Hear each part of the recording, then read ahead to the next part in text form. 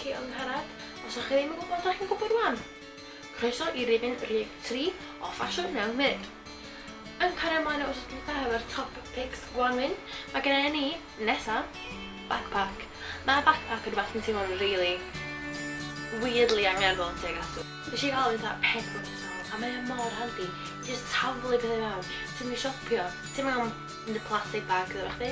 Ydy backpack efo steil fel hyn, ydych chi ffeindio hyn anodd iawn, ffeindio outfit sydd ddim o'r tro.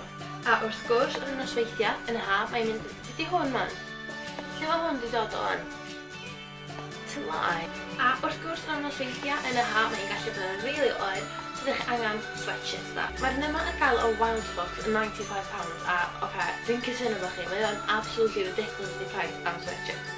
Ond mae'r slogan, o'n i'n gorau feature o, mae'r slogan jyst yn symud fyny sydd yn union sut dwi'n teimlo ar ôl gwasio Game of Thrones bob diwrnod am thnos. A dyna fo, rhifin rhif 3 o ffasiwn mewn munud y ben. Diolch yn fawr iawn am eich cwmni. Gobeithio gael eich cwmni chi eto in a few days. Ta-ra!